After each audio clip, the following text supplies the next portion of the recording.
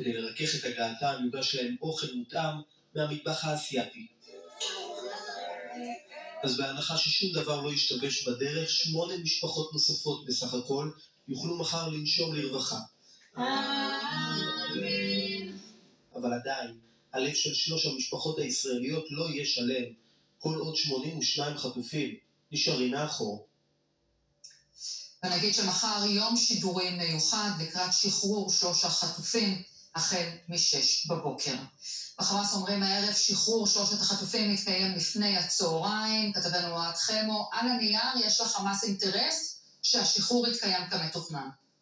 אפילו אינטרס עליון, קרן, בהחלט, יש להם אינטרס חשוב מאוד שהכל יעבור בסדר, משום שאחרי הפתיחה של ציר נצרים, הסוכריה, או אפילו ממתק גדול שחמאס עתיד לקבל בסוף השבוע אם הכל ילך כמתוכנן, זו פתיחת מעבר רפיח, להזכירך, אחד הדברים הכי משמעותיים מבחינת חמאס, מעבר רפיח, כוח של האיחוד האירופי לצד קבוצה של פלסטינים שאינם אנשי חמאס או פתח עתידים לנהל את המקום, ואחרי מסוף השבוע בעצם אנחנו עתידים לראות כ-50 פצועים מרצועת עזה של חמאס בוחר, אל תעצרי את הנשימה קרן, אלה יהיו אנשי חמאס פצועים שעתידים לצאת למצרים לטיפול, לצד 3 מלווים, כלומר 200 אנשים שיוצאים מרצועת עזה בכל סוף שבוע, מספר מאוד גדול, זה חשוב לחמאס. אבל אחרי שאמרתי את הדבר הזה, חמאס כבר, הייתי אומר, זורע את הזרעים של הפורענות או של המשברים העתידיים, והיום אנחנו שומעים שאנשי חמאס מאיימים שהעיכוב בהעברת הסיוע לרצועה לכאורה, הוא זה שעלול לפגוע באמת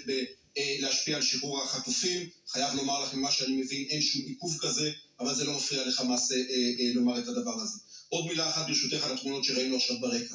בין 400,000 איש לחצי מיליון בני אדם חזרו במהלך הימים האחרונים לצפון הרצועה, ומה שהם ראו שם אחריה באמת אופוריה יוצאת דופן, זה שבר אחד גדול, זה הרס אמיתי. אני הייתי בחלק גדול מהשכונות האלה, שכונות שפשוט לא קיימות, בשוג'איה, בג'באליה, בית חנון, בית ליה וכיוצא בזה. חמאס מגלה שקשה מאוד לנהל את המקום הזה, התשתיות אגב כמעט לא קיימות, בחלק מהמקומות אנשים פשוט חוזרים לדרום אחרי שחזרו לצפון וגילו שאין שם שום דבר, הבית נהרס. ולכן חמאס בין היתר שולח היום משלחת גדולה מאוד, כמעט כל הבכירים שלו שנמצאים במצרים נפגשים עם המודיעין המצרי, מדברים איתם על העתיד של רצועת עזה, כאשר המודל, אמרנו את זה, הוא המודל של לבנון. חמאס מתעקש להיות בעל הנשק, מבקש שהרשות הפלסטינית תנהל את אזרחית את רצועת עזה. תודה, אוהד. תודה. מכאן החשש בקרב משפחות החטופים על המשך העסקה, גורמים פוליטיים ממשיכים לטעון שישראל לא תיסוג מהרצועה עד לחזרת אחרון החטופים. יולן כהן, כתבתנו, את מביאה דברים של בכיר בצוות המשא ומתן שאומר לא ייתכן מצב כזה.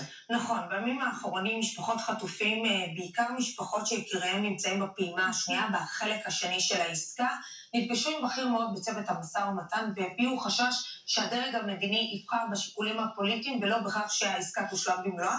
ומציטוטים שאנחנו מפרסמים הערב ניתן לראות שקרוב משפחה קודם כל שואל את הבכיר, התחלתם לדון בשלב ב'? הבכיר השיב, עוד לא קיימנו דיונים על כל הסוגיות. קרוב המשפחה המשיך, למה אתם מחכים? הבכיר השיב, הממשלה צריכה לתת אישור גם על שלב ב', אם תאשר אותו נוכל לקצר את יישום המשך העסקה, זה אינטרס של ישראל וגם של חמאס. קרוב משפחה של חטוף מנסה להבין ושואל, מה יקרה בעזה ביום שאחרי? הבכיר עונה, חמאס לא ישלוט, אבל עוד לא התחלנו לדון בזה. קרוב משפחה נוסף אומר, איך זה שהגענו לנקודה שבה יש עסקה 15 חודשים אחרי תחילת המלחמה, וישראל לא בנתה אסטרטגיה לאורך הזמן הזה, למי יחליף את חמאס? קרוב משפחה גם כן נוסף שואל, בן גביר הודע שתרפד עסקאות בעבר, אתם שתקתם וחטופים מתו בזמן הזה, איך אתה יכול להבטיח לי שהעסקה לא תתפוצץ בגלל שיקולים פוליטיים?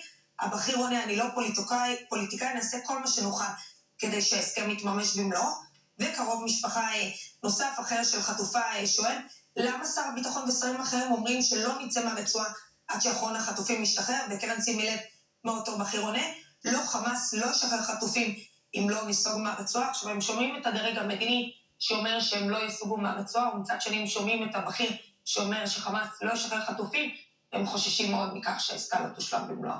תודה, יולן. תודה. עכשיו לרעיון בלעדי שערכנו עם אדם בולר, היועץ המיוחד של טראמפ לענייני חטופים. הנה. I'm happy to be here. There is a sense of confusion here as the message coming out of the Trump administration is that the war must end And on the other end, Prime Minister Netanyahu assured his ministers that Israel could resume the fighting. So how does it fit together? It all fits together because President Trump has been very clear that we need all hostages out. That's what we need. And at the end of the day, if that means we have to resume the war and there's a higher chance, then that's Israel's decision. It's not America's there to tell one way or the other, but it's our job to support to get all hostages out because that's what the president has indicated. And in your opinion, how can we overcome the political obstacles here? I think that we can make sure we focus on the goal. And remember that the goal here is to get everybody out. It's what unites us all, Americans, Israelis, honestly, the other side too. There's a lot of back and forth and bad things that have happened. And I'm not asking Israel to forget that. I'm not asking Bibi to forget that. I'm not asking people to forget that. It's not my place to do that. It's my place, and it's Steve Witkoff's place to do everything we can to support what the President of the United States told us, which is that we need everybody out. Steve Witkoff has arrived here straight from Saudi Arabia. How close are we for normalization with Riyadh? But really, I think that's a Steve Witkoff question, but the two of us work very closely together. I'm a big Steve Witkoff fan, and I'll tell you, you're a lot